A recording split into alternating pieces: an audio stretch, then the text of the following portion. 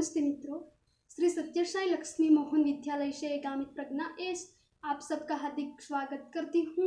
कक्षा 9 विषय हिंदी इकाई 5 स्वराज्यों की नींव। विद्यार्थी मित्रों, आज आपने विषय हिंदी गद्य 5 स्वराज्य की नींव, लेखक है विष्णु प्रभाकर और साहित्य प्रकार है एकांकी।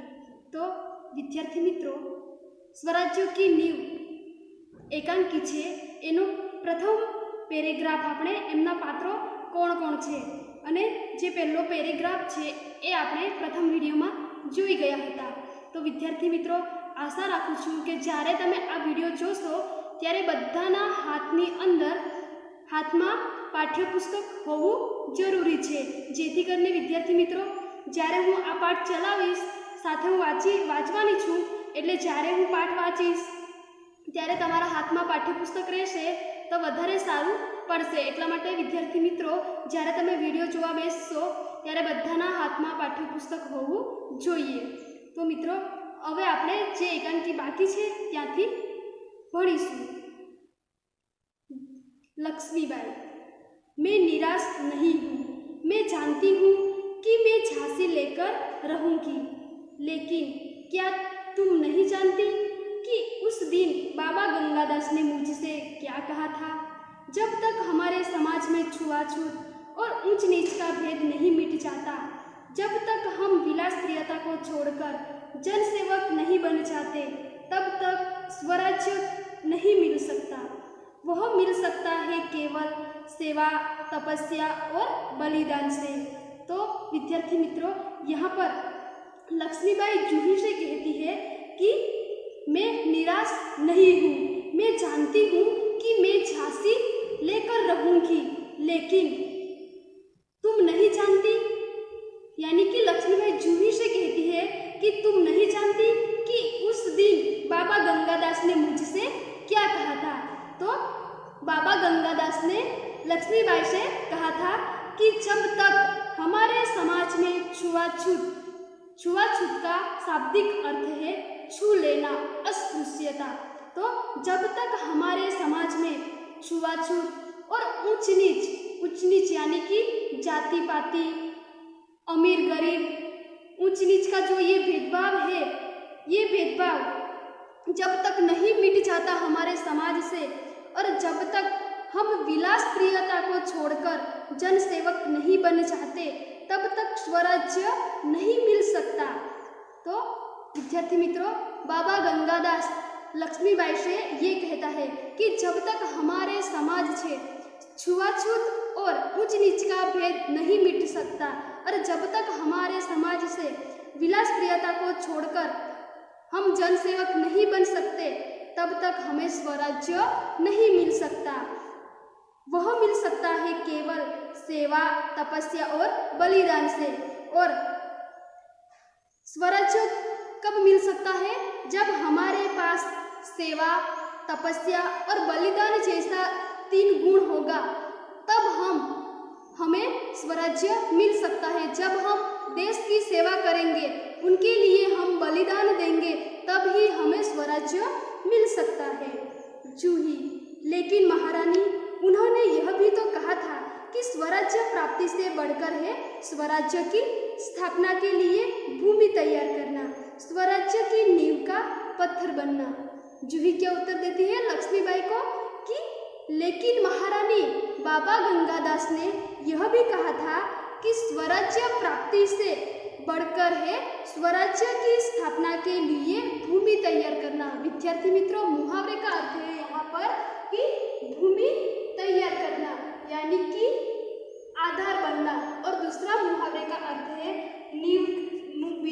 दूसरा मुहावरा है नींव का पत्थर बनना, यानी कि किसी खास कार्य की शुरुआत करना। तो यहाँ पर जूही कहती है लक्ष्मीबाई से कि लेकिन महारानी, बाबा गंगादास ने यह भी कहा था कि स्वराज्य की स्थापना के लिए भूमि तैयार करना, स्वराज्य की नींव का पत्थर बनना, यानी कि किसी खास कार्य की शुरुआत करना। तो बच्चों, जब हमें अच्छी इमारतें यानी कि मकान बनाना है, तो इसके लिए पहले हमें क्या करना पड़ता है? तो इमारत बनाने के लिए सर्वप्रथम हमें भूमि को चयन करना पड़ता है, यानी कि पसंद करना पड़ता है, और उनके बाद हमें नींव रखना पड़ता है। नींव यानी कि जिसे हम गुजराती में कहते हैं पायो। तो भूमि पसंद करके हमें नींव रखना है और उनके बाद हम अच्छी तरह से इमारत खड़ी कर सकते हैं। तो इसी प्रकार यहाँ पर भी जूही और लक्ष्मीबाई बात करती है कि हमें स्वराज्य प्राप्ति के लिए अच्छे समाज और अच्छे देश के लोगों में वातावरण इकट्ठा करना पड़ेगा और तभी हम स्वराज्य प्राप्त कर सकते हैं, स्वराज्य के लिए भूमि तैयार कर सकते हैं। सफलता और असफलता देव के हाथ में है। यहाँ पर बच्चों शब्दार्थ है देव यानी कि ईश्वर।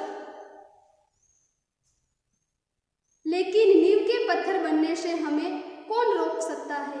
वह हमारा अधिकार है। तो जूही लक्ष्मीबाई से कहती है कि सफलता और असफलता तो ईश्वर के हाथ में है, लेकिन नींव के पत्थर बनने के लिए हमें कोई नहीं रोक सकता, क्योंकि वो तो हमारा अधिकार है। लक्ष्मीबाई मुस्कुराकर, शाबाश मेरी कर्नल, तुम लोगों से मुझे यही आशा है। जिस स्वराज्य की नींव तुम जैसी नारियां बनने जा रही है वह निश्चय ही महान होगा।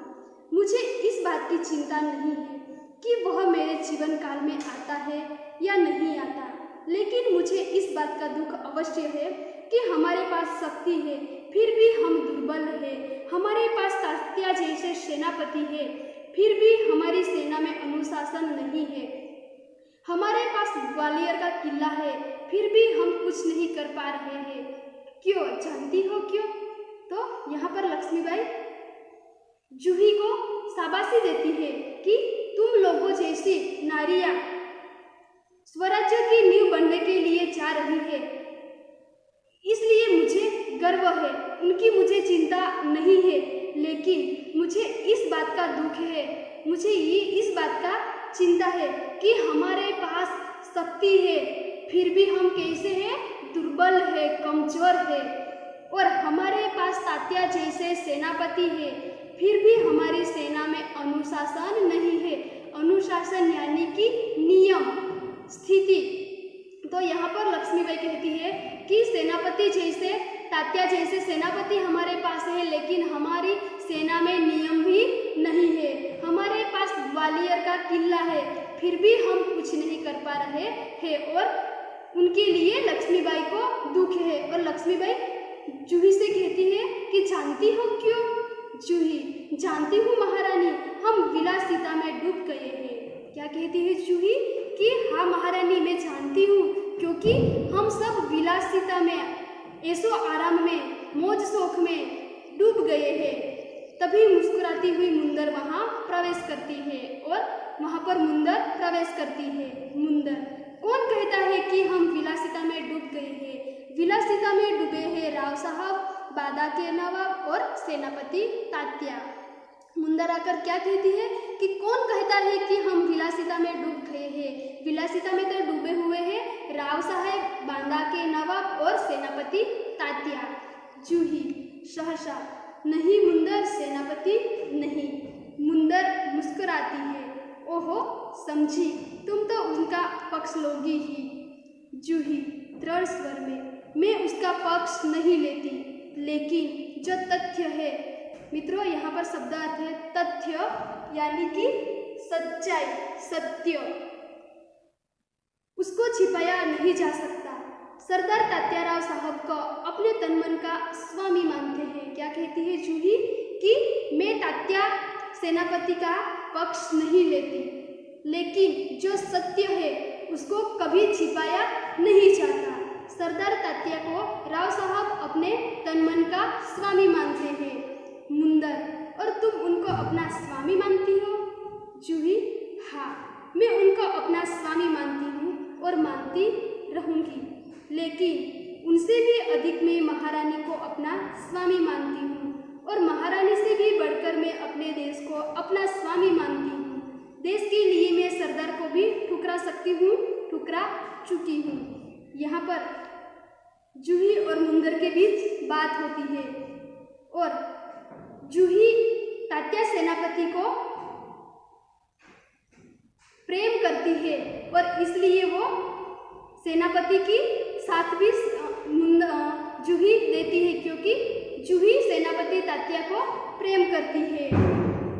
तो यहाँ पर जूही मुंदर से कहती है कि हाँ, मैं तात्या साहब को अपना स्वामी मानती हूँ और मानती रहूँगी, लेकिन तात्या साहब से ज़्यादा अधिक मैं महारानी को अपना स्वामी मानती हूँ और महारानी से भी बढ़कर मैं अपने देश को अपना स्वामी मानती हूँ। देश के लिए मैं सरदार को भी ठुकरा सकती हूँ और ठुकरा चुकी हूँ। मुंदर सकपाकर, जूही तू तो नाराज हो गई, मेरा यह मतलब नहीं था। मैं तो केवल इतना ही कहना चाहती थी कि जब तूने उन्हें अपना स्वामी मान लिया है तो तू उन्हें रोकती क्यों नहीं। क्या कहती है मुंदर कि जूही तुम तो नाराज हो गई, मेरा तो यह मतलब नहीं था। मैं तो केवल इतना ही कहना चाहती थी कि जब तूने तात्या साहेब को अपना स्वामी मानती हो तो तुम उन्हें विलासिता में डूबते हुए क्यों रोकती नहीं है।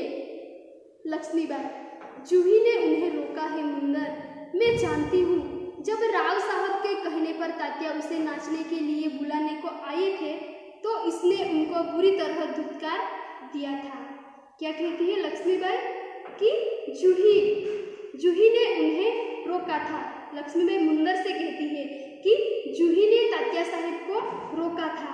मैं जानती हूँ जब राव साहब को कहने पर, यानी कि जब राव साहब तात्या साहब को जूही को बुलाने के लिए भेजता है और तात्या साहब जब आता है तब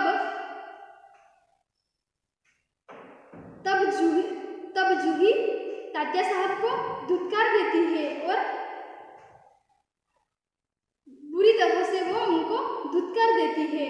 जूही, हाँ रानी, मैं स्वराज्य के लिए नाच सकती हूँ, बराबर नाचती रही हूँ, परंतु विलासिता में डूबने के लिए अपनी कला को किसी के गले की फांसी नहीं बना सकती हूँ। जो मुझको ऐसा करने में के लिए कहते हैं उनको मैं ठोकर ही मार सकती हूँ। जूही क्या कहती है कि हाँ रानी, मैं स्वराज्य के लिए नाच सकती हूँ। जूही के पास एक कला है, शास्त्रीय नृत्य की एक कला जो जूही जानती है और यहाँ पर इसलिए जूही कहती है कि हाँ रानी, मैं स्वराज्य के लिए नाच सकती हूँ। यहाँ पर जूही को अपने स्वदेश के प्रति प्रेम है, भावना है, इसलिए जूही कहती है कि मैं अपने स्वराज्य के लिए नाच सकती हूँ, बराबर नाचती भी रहूँगी अपने स्वराज्य के लिए, परंतु जो लोग विलासिता में डूबे हुए हैं उनके लिए अपनी, यानी कि अपनी कला को मैं किसी के गले की फांसी नहीं बना सकती हूँ। जो मुझको ऐसा करने के लिए कहते हैं उनको मैं ठोकर ही मार सकती हूँ। लक्ष्मीबाई दीर्घ निश्वास लेकर, ठोकर ही तो नहीं मार सकती जूही, यही दर्द तो हमें कचोट रहा है। यहाँ पर शब्दार्थ है कचोटना, यानी कि दुख देना, मदहोशी, नशे में होना। तो लक्ष्मीबाई क्या कहती है निश्वास लेकर कि ठोकर ही तो नहीं मार सकते, क्योंकि यह दर्द तो हमें दुख दे रहा है। अब जूही, भाई साहब, मैं औरों की बात नहीं जानती, मुझे आज्ञा दीजिए, मैं ठोकर मारने को तैयार हूँ। क्या कहती है जूही कि भाई साहब, यानी कि लक्ष्मीबाई से कहती है कि भाई साहब, मैं औरों की बात नहीं जानती, मुझे आज्ञा दीजिए, मैं ठोकर मारने के लिए तैयार हूँ। मुंदर, और मैं भी तैयार हूँ भाई साहब, चलो हम सब चलकर उनकी नींद हराम कर दें। बच्चों, यहाँ पर मुहावरे का अर्थ है कि नींद हराम करना, यानी कि गहरी चिंता में डालना।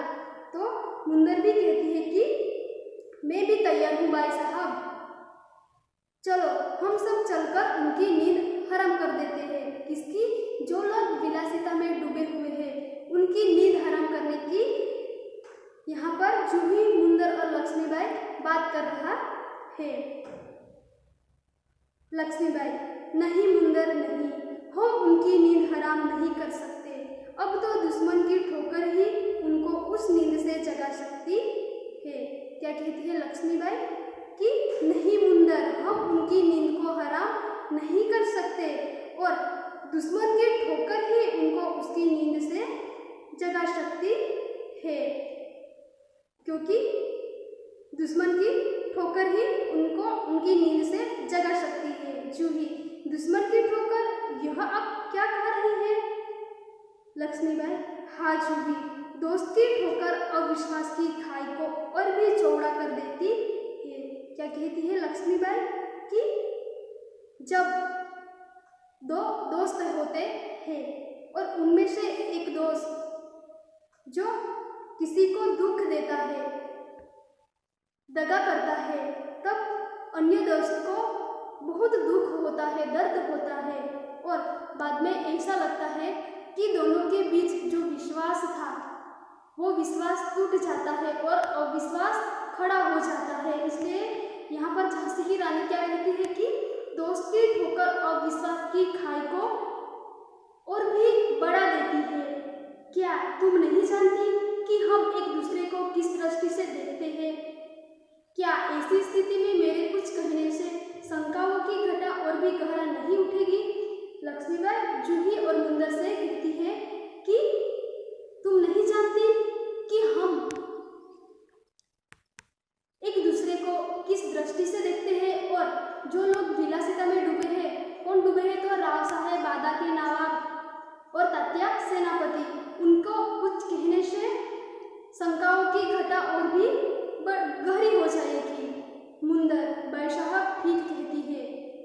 क्या कहती है मुंदर की? बाई साहब ठीक कहती है। शंका ये अविश्वास पैदा करेगी और उस अविश्वास से उत्पन्न निराशा को दूर करने के लिए पायल की झंकार और भी झनक उठेगी। क्या कहती है कि जो शंका ये है वो शंका ये अविश्वास को बड़ा पैदा करेगी, यानी कि बढ़ा देगी और अविश्वास से निराशा उत्पन्न होगी और उन निराशा में से निराशा को दूर करने के लिए पायल की जो झंकार है वो और भी बढ़ जाएगी। श्रीखंड और लड्डुओं पर जान देने वाले ब्राह्मणों के आशीर्वाद का स्वर और भी तेज हो उठेगा और श्रीखंड और लड्डुओं पर जो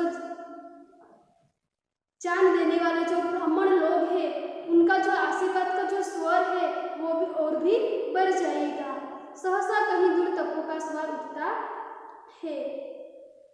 तो बच्चों, अब हम जो बाकी एकांकी